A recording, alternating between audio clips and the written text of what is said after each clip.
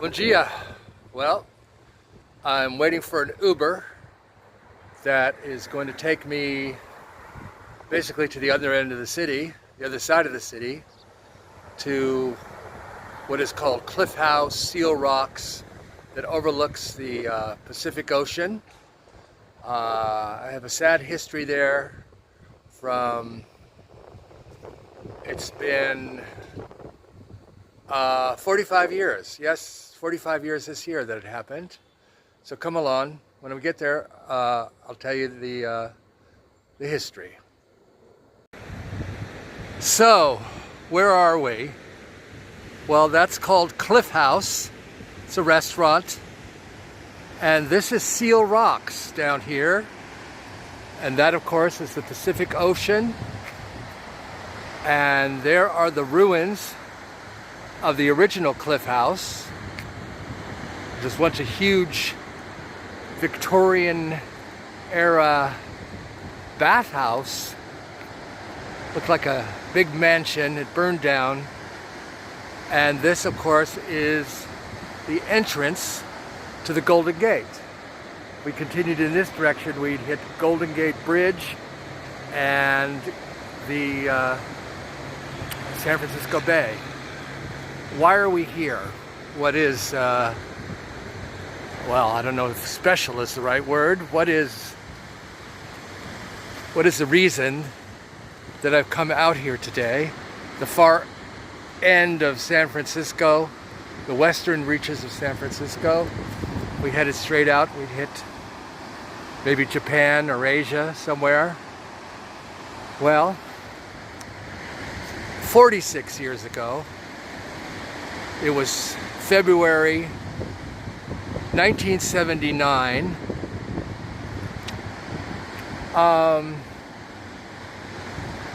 President's Day. It was a Monday, the President's Day holiday. My brother, my twin brother, fraternal twin brother, committed suicide here. He jumped off of the cliffs, I believe on the other side, over there. We'll walk over there. Jumped off the cliff into the crashing waves and died. I don't know if I can identify all of these years later the exact spot where he jumped, but I'm going to try to find it. As I mentioned, it was President's Day, 1979. He and I were fraternal twins. We were both 24 years old. He had been diagnosed with paranoid schizophrenia approximately 2 years before his death. Schizophrenia is a devastating disease. It robs young people of their future. It typically manifests itself in late teens, early 20s. There is a genetic element to schizophrenia. It does apparently run on my father's side of the family, the paternal side. I believe my great-grandmother was schizophrenic. She was born in Denmark, and she and her family joined the Mormon Church. It was in the late 19th century, I believe in the 1870s. The Latter-day Saints did a lot of recruiting, can I use that word, in Denmark. They joined the church and they moved first to Utah, and then they were called to move to Idaho, eastern Idaho. And she married my great-grandfather, who was also from Denmark. They didn't meet in Denmark, but they were two Danish immigrants, and they met there in Idaho, got married, and they had 2 children. one of being my paternal grandfather, Andrew Anderson. That's Anderson with the S-E-N spelling, Danish spelling. Anyway, in her young adulthood, she must have developed symptoms of mental illness. Now, I don't have any record of her having been diagnosed with schizophrenia. I don't even know how well understood schizophrenia was in the late 19th, early 20th century, especially in a remote place like Idaho. I think Idaho had just barely become a state at that time, or it might have still been a territory. But she was hospitalized in mental institutions for the rest of her adult life until her death. At first at the, believe it or not, it was called, back in those days, the Idaho State Insane Asylum in Blackfoot, Idaho. Now, doesn't that sound like a nightmare? Later she was transferred to the Idaho State Hospital and Colony in Nampa, Idaho, where she lived out the rest of her life and died. It was in about 6 or 7 years ago that I visited her. Well, I found her gravesite in Nampa. It was an unmarked grave. Why my grandfather, her son, didn't put a gravestone on her grave, I'll never know. He didn't really grow up with her. I think didn't feel attached to her as a mother, perhaps. And so I made a point of putting a gravestone on her grave. They're in Nampa, Idaho, and I flew to Idaho, Boise, and to see the gravestone, and there it was with her name. I ordered it online, and then they placed this gravestone, and I did visit it. Anyway, just to give you some background, her grandson, my father, was also mentally ill, not with schizophrenia, but other serious problems. And then my twin brother, fraternal twin, we were not identical, but we were twins, was diagnosed with schizophrenia in his late teens, or perhaps it was when he was 20.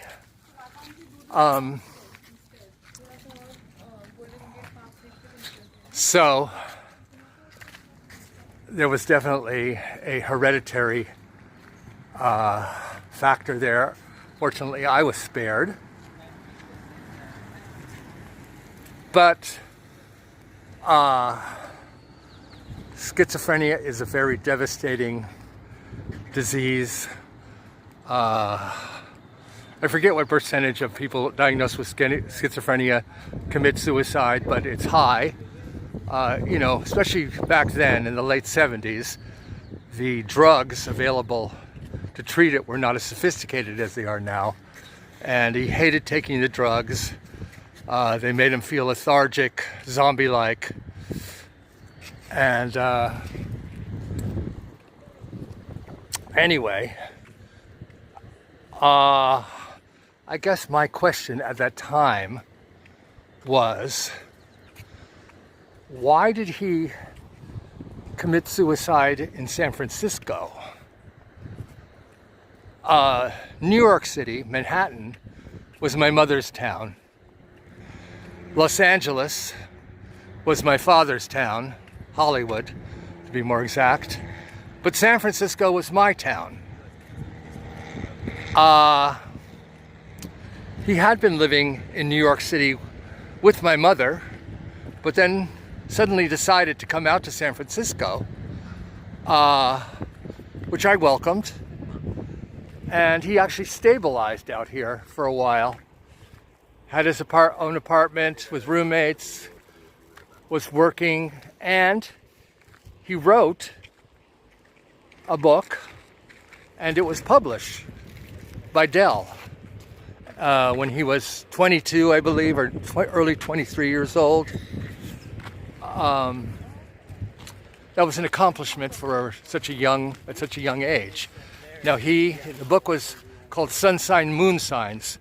He was at that point, a professional astrologer. Not something that I follow or believe in, but he was a talented young man. But unfortunately here in San Francisco, he had a relapse, and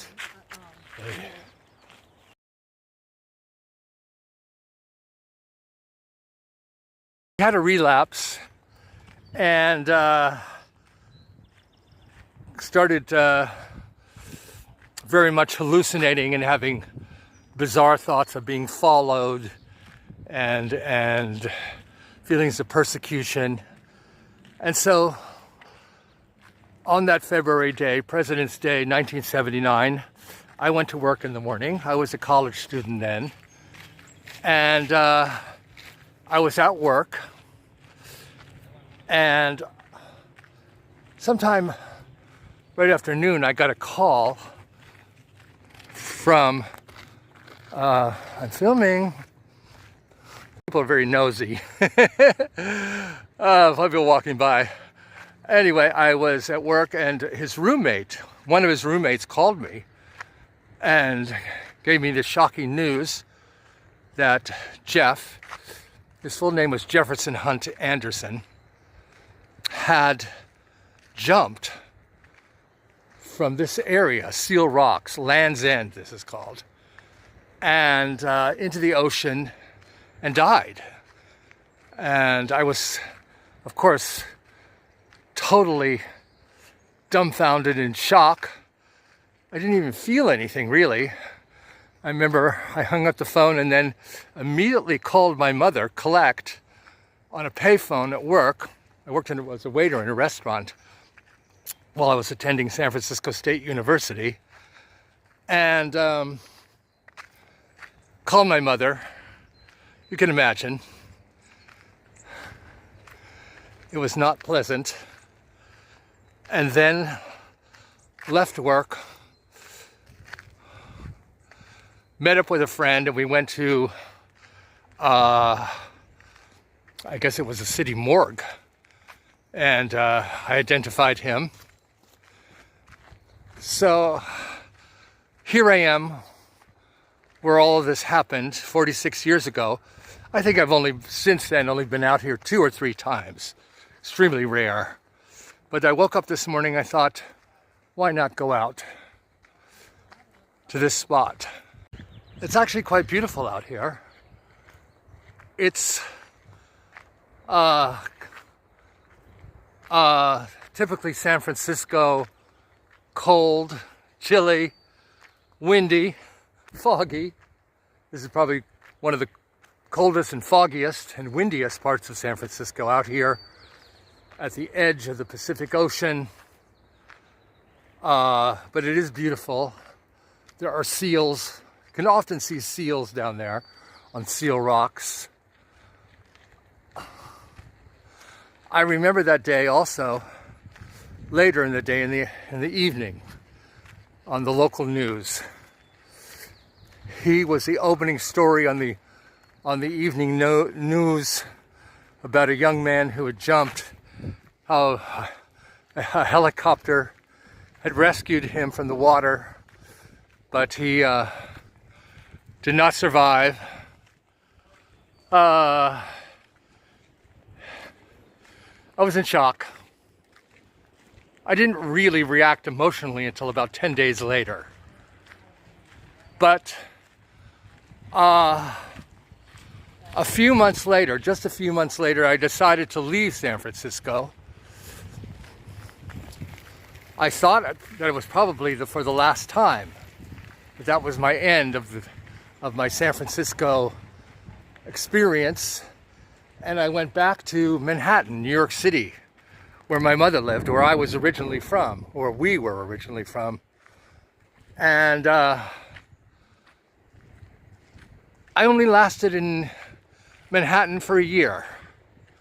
I worked there for a year, but I pretty quickly realized, as much as I loved and still love Manhattan, I had become, at that time, by that time, a Californian. And that my heart really was in California, and my heart was in San Francisco. And so, after 1 year, I moved back to San Francisco, and it stayed and remained my home until 3 years ago when I moved to Brazil. It was somewhere around here that he jumped. And I don't know if you can see it, but I can see the Golden Gate Bridge. Can you see it? It's kind of a reddish rust color, red color there in the distance. Fortunately, if I may use that word, as I describe this very unfortunate experience, it did not destroy or taint or color my feelings about the city of San Francisco. Why? I'm not sure. It could have permanently damaged my feelings, my relationship with this city.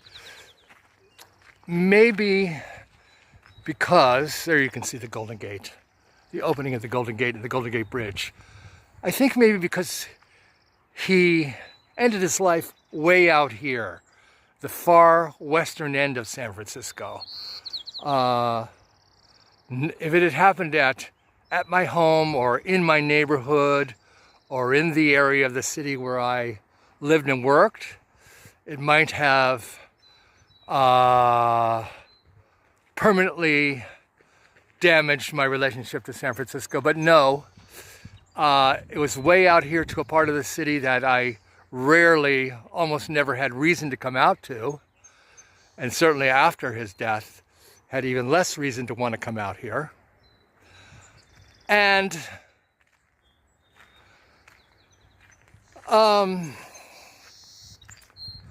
you know, I didn't feel like it certainly was not my fault, and certainly was not, what happened was certainly not San Francisco's fault.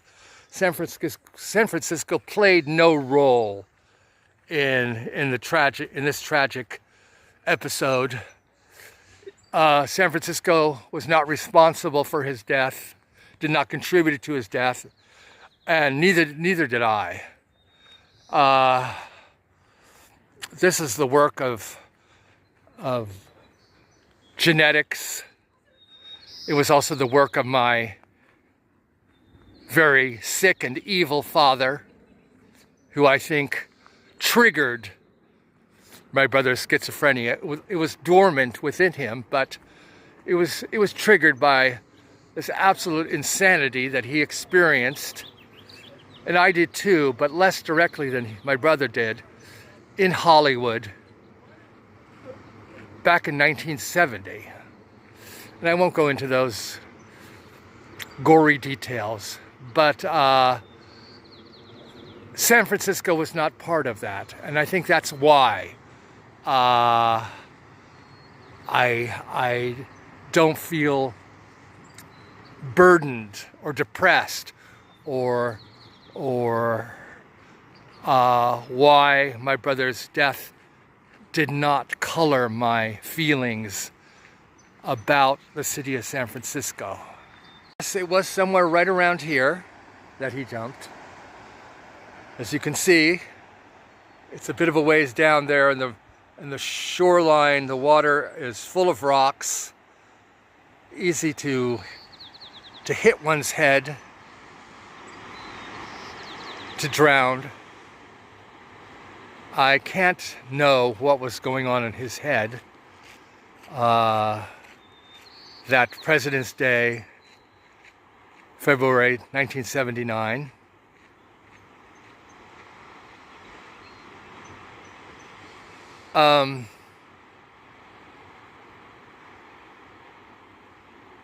I've almost never come out here. Maybe this is the third or fourth time in 46 years. What got into my head this morning to come out here, I'm not sure. I didn't wake up thinking I was coming here. I didn't plan to come here, but suddenly the idea popped in my head this morning, and here I am. And I'm glad I did come out here. I'm feeling peaceful. Can you hear the bird song? The waves? It's very, very pretty here. I don't feel sad. It's been 46 years. That's almost half a century. But I am conscious that it was and is a tragedy. My biological father is not and will never be forgiven. I curse him. And to a lesser extent, his side of the family. Not that they were responsible for schizophrenia, but my father certainly was responsible for triggering it. Triggering the madness. But I survived. And I remember.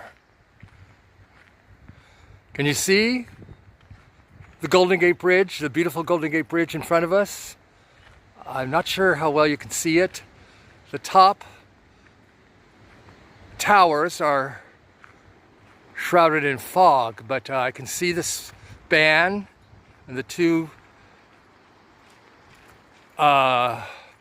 reddish colored towers there. This really is a beautiful, beautiful city, a beautiful natural location. San Francisco is unique. I will always love you, San Francisco. I will always be proud of you. And I think this 6-week trip back has made me realize that one day, maybe in the distant future, when I'm much older, I would like to find myself back in San Francisco. And you see those two very large ravens in the tree in front of me? Interesting how they flew up to me here. I wonder if Jefferson sent them. Are they a pair? A couple? Are they siblings?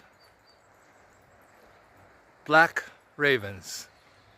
Symbolic. So I'm going to sign off now. Thanks for joining me and listening to my story today. As always, beijos. Ciao.